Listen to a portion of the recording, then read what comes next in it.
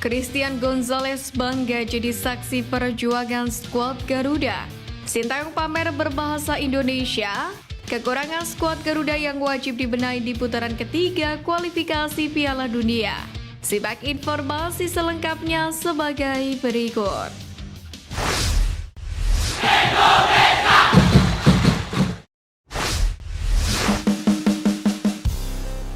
Jadi saksi tendangan geledek Tom Haye, Christian Gonzalez bangga bukan main.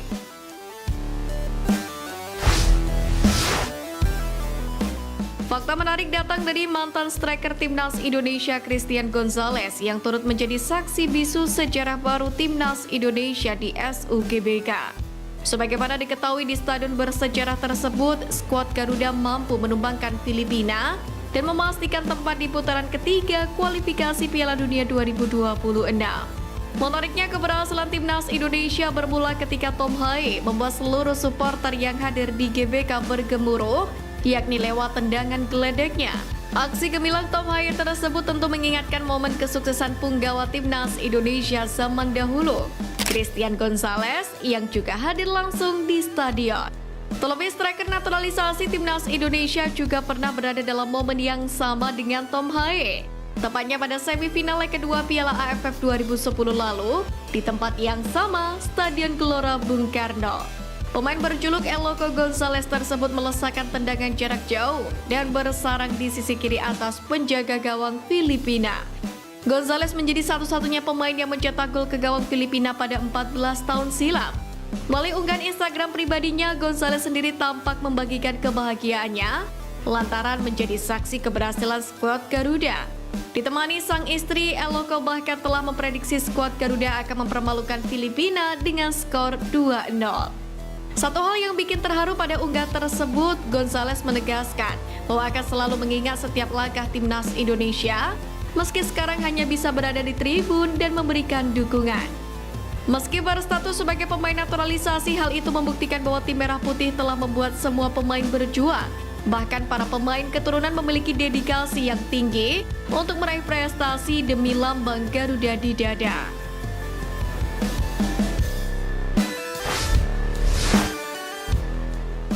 Kekurangan skuad Garuda yang wajib dibenahi di putaran ketiga kualifikasi Piala Dunia. Pertama, finishing depan gawang masih jadi PR. Timnas Indonesia hanya mencetak 2 gol ke gawang Filipina meski banyak peluang yang tercipta. Menurut catatan lapang bola, pemain Indonesia melepaskan 19 tembakan. Namun hanya 8 yang tepat sasaran, 8 lagi melenceng dan 3 diblok oleh pemain Filipina.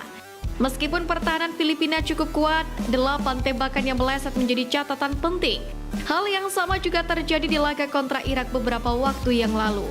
Menatap putaran ketiga, skuad Garuda akan menghadapi lawan yang jauh lebih tangguh. Untuk itu, finishing wajib dibenahi lantaran setiap gol akan sangat penting.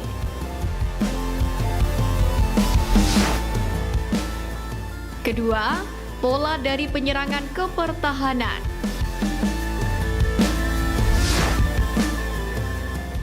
Dalam laga kontra Filipina, lini pertahanan timnas Indonesia tidak banyak diuji oleh The Azkals. Meskipun hanya mengandalkan serangan balik, Filipina sempat melepaskan 7 tembakan.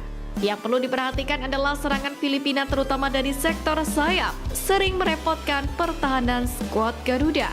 Kedepan timnas Indonesia pun harus memperbaiki transisi negatif untuk mematahkan serangan balik lawan, terutama menghadapi lawan yang semakin berat. Ketiga, kreativitas permainan wajib diasah lagi. Timnas Indonesia menguasai 55% penguasaan bola dan berusaha membongkar pertahanan Filipina yang kokoh. The Azkals mencatatkan 18 intercept, 19 sapuan, dan 23 tackle sepanjang laga untuk menghalau serangan Indonesia. Untuk menghadapi pertahanan seperti ini, timnas Indonesia perlu lebih kreatif lagi. Gol pertama dari Tom Haye menunjukkan kreativitas yang diperlukan. Namun peningkatan kreativitas bisa membuka lebih banyak peluang.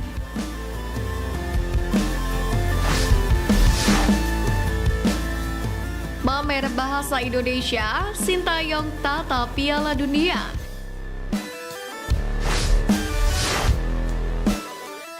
Pelatih Timnas Indonesia Sintayong kembali membuat gebrakan lantaran akhirnya menggunakan bahasa Indonesia setelah pertandingan Indonesia versus Filipina di kualifikasi Piala Dunia 2026. Sebagaimana diketahui, pelatih asal Korea Selatan tersebut menegaskan bahwa akan belajar bahasa Indonesia lantaran telah mendapatkan perpanjangan kontrak hingga 2027.